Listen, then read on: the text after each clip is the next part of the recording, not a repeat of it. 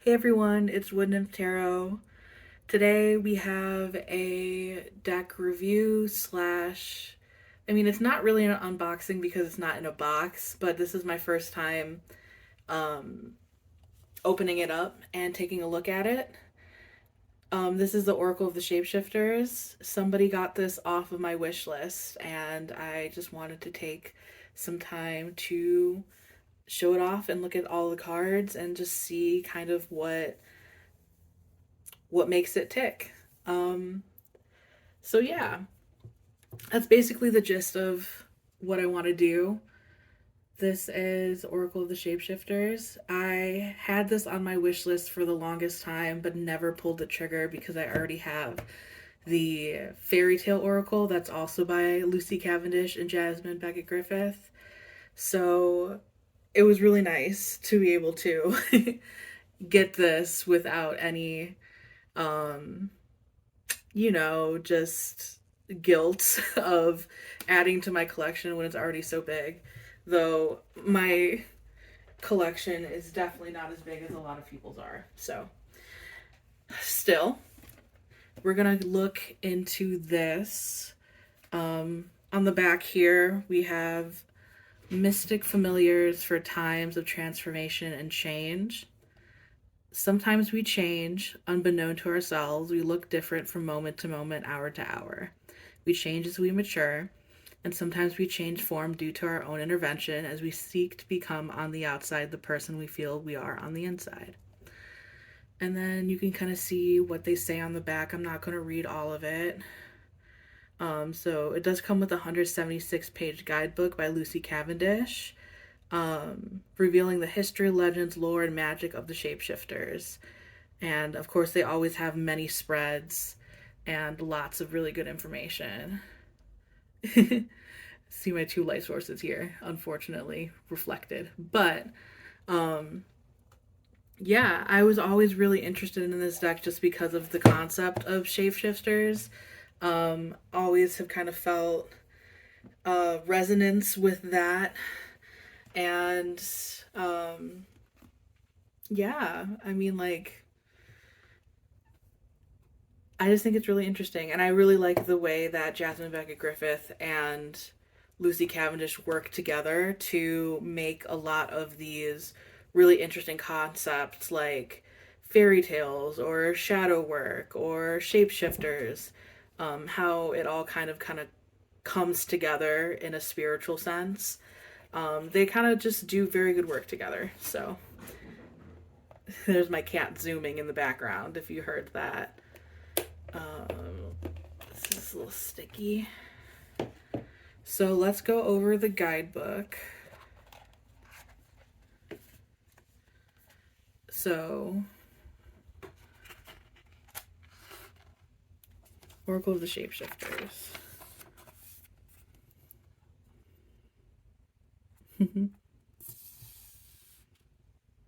Oh, the Velveteen Rabbit. Oh, yeah. That's a cute.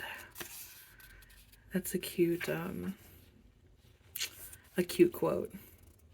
So this is the table of contents. We have an introduction, as we usually do in Lucy Cavendish's decks. This one is an introduction to the Oracle of the Shapeshifters. Is about shapeshifting, obviously. Magical familiars, once the concept of shamans, witches, wizards, and wise ones, and now they are here for you. Their mystical companions possessed. These mystical companions possess the hidden knowledge of shapeshifting, camouflage, change, invisibility, and metamorphosis. So it's for times of transition, times of change. Yeah. Who will you meet within this world? So you have some animals and some of what they mean, I think probably like in a shamanic and symbolic sense. They have a list of all of these interesting animals. How shapeshifters can be of assistance. What holds you back from evolution. Forming a sacred alliance with the shapeshifters.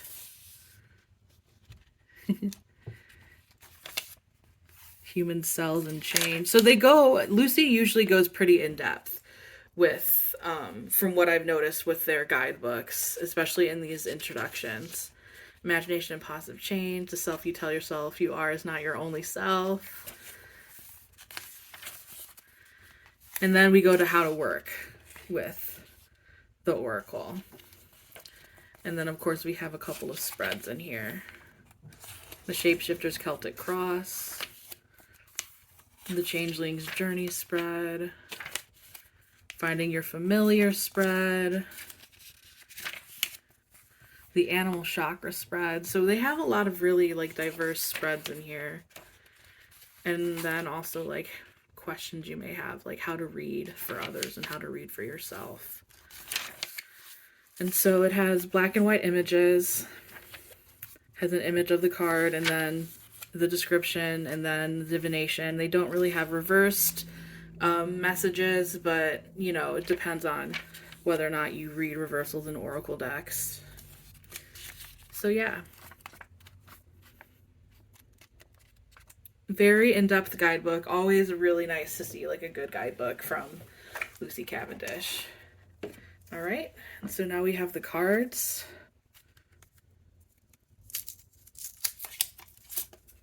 This is their backing. It's kind of cute.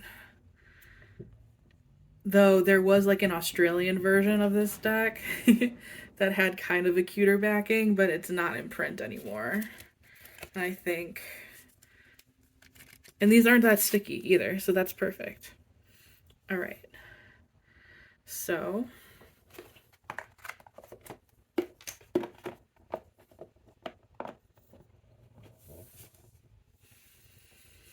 I'm going to go over some of these cards. I'm just going to take a look at them. They all have this border here, so you could always trim them if you want them to be borderless. Wolf Moon. Kitsune. They have the name of the oracle card as well as a little bit of an explanation of what the oracle card means, which is very helpful. Brother Raccoon.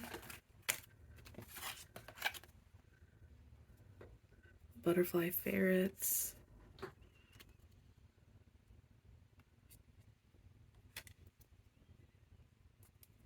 That's in the belfry.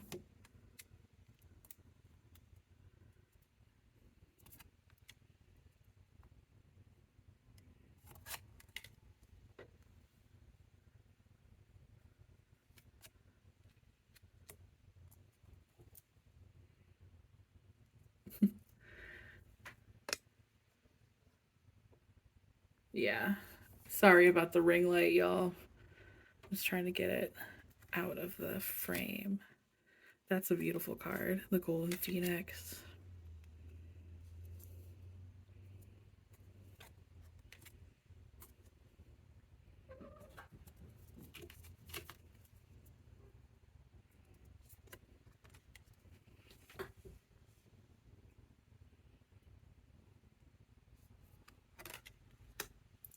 This is gorgeous. They have a little anglerfish too.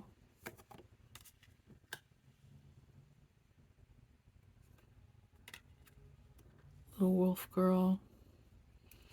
I know I'm not the only one who resonates with wolves.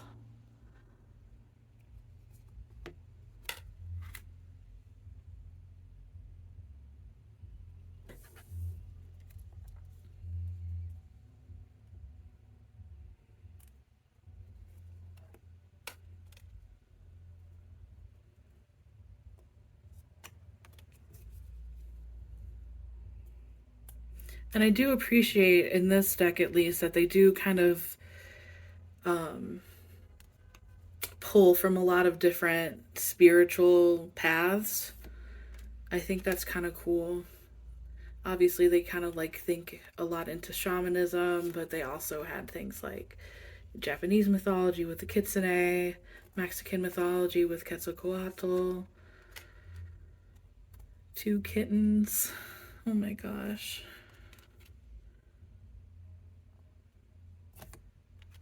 Fiona and the Unicorn. This is a gorgeous one. Black cat. You saw my black cat earlier. Excuse me for bumping the tripod. Artemis of the Forest. A lot of these would be very nice on altars, I would say, just because the art is so beautiful and so telling. Twist in the tail.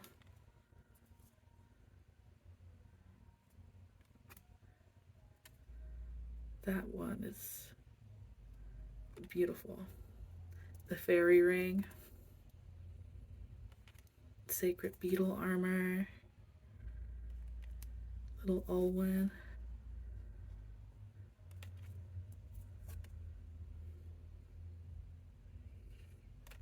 Mermaid in a koi pond.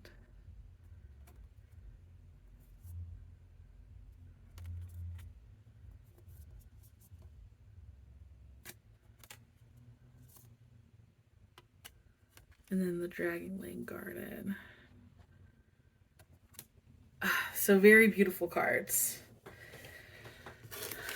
Those are really, really nice. So now I think I'm gonna just do a little mini reading just so we can see what the guidebook says about these cards and just kind of get a feel for how they are. So let me shuffle them. It's always awkward because my tripod setup is like right in the middle of where my hands like should be. So these shuffle very easily. And they are glossy, but they don't really stick together, which is nice. Let's take that one. The Mermaid and the Turtle. An elder will teach you. I think very fitting for like these cards. You know what I mean? Like as a reading, a mini reading for a deck review, like getting someone to teach you, you know, not necessarily me, but like these cards can teach you a little bit about whatever you're trying to learn. Especially when it comes to everything that this deck has to offer, which is a lot about shape-shifting, transformation. I could see this being probably a very good shadow work card too, since it is for times of great change, according to what it says. And then, of course, on the back, they have like a little bit about Lucy Cavendish and Jasmine Beckett Griffith. So let's see, that's number 25.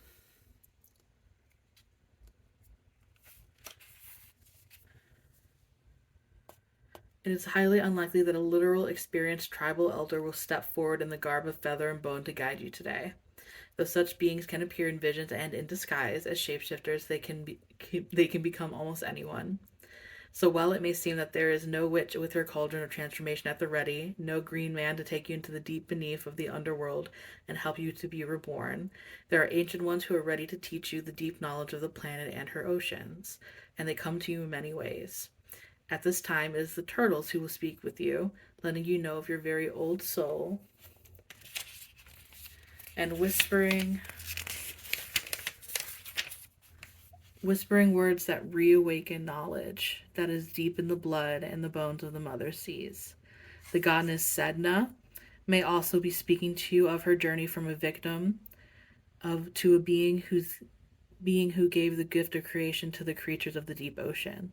Her pain was transformed, and with this new knowledge, you too will transform your wounds and losses into wonders, knowledge, and imaginations that bring you closer to the true reality we all live in as the world changes again. And then we have the Mermaid and the Turtle speak. Although I, the turtle, am a newborn, I have lived lifetimes. I have come through to teach this young one who is of both the land and the sea. There are lessons she must understand in order to be of any benefit in this world. She has been a good student of life, and she has earned the right to have the ancient wisdom imparted to her now. I will teach, and if she will listen and become receptive, the deep lesson will be hers. Others will gather around and try to overhear the secrets I share with her, but the knowledge is for her. Soon she will have initiations and teachings and sacred practices. Until then, she must listen well to the very old ones, for they know the shape of the future. And then they have the divination. So what this card means, if you get it in a, like, say, a spread or something. In order to grow, we must experience transitions and changes. To be fully alive, we must die again and again, all in this lifetime. While we have many rituals for birthdays and religious holidays, we often yearn for the depth of the rituals of the old days, during which part of us would die and another part of us would spring to life, and would be reborn and renewed. Transitions into adulthood and changing your home or vocation were honored, marked, and witnessed in unique ways that gave us permission to own our power in the next stage of our wonderful, meaningful lives. You are now about to celebrate life's great shifts in more meaningful ways. No more just being a follower, you become an initiator, because you have listened to the wise words of your oldest creature on the planet, the one who carries Gaia on her back. If you have listened well, your every action will be an offering back to the earth, a ritual, and you will nourish and help heal her. You're about to enter into a real relationship with the cycles of the planet, and you will be asked to observe these respectfully, thanks to the teaching of an elder. A mentor, elder, or other wise one will instruct you at this time, but she may come in the form of a young person. Listen, choose this person well. Your mentor must be a good teacher. Indigenous ancestral practices of your bloodline and spirit line are being reclaimed. So that's like a really, like, wonderfully deep message in a way that is like really easy to like digest, which is what I love about Lucy Cavendish and what I love about her decks. Such like adorable imagery, like tied to like such really just deep and interesting spiritual messages. So yeah, that's kind of what I really enjoy about Lucy Cavendish's decks. She puts a lot of time and effort into it, and then of course Jasmine Beckett Griffith's art is just so cute and just beautiful. And this is one of their really nice decks. It's just really nice. Yeah. All right. So those are kind of my thoughts. Very good quality cardstock. They're flexible, but they aren't like flimsy. The book, the guidebook, is pretty in-depth for what it is. And a lot of people have like some reservations about this deck because they seem like it's very much marketed towards teens. And while that might be true, like I think a lot of people can get a lot of resources and benefit from this deck. And I think it's definitely worth it. This is kind of the box. It's just kind of this brown, I believe, inside. Or it could be, yeah, it looks brown. I have my green light on, so that's hard to see. So yeah, that is my kind of overview of this deck. I hope you enjoyed, and let me know if you decide to get this deck or if you like other Lucy Cavendish's decks. And also let me know if you would like to see more of these from the rest of my my tarot and oracle card collection, because I would love to show off, like, you know, the more unique decks that I do have. So yeah, thank you for listening, thank you for watching, and I hope you enjoy and have a fantastic day.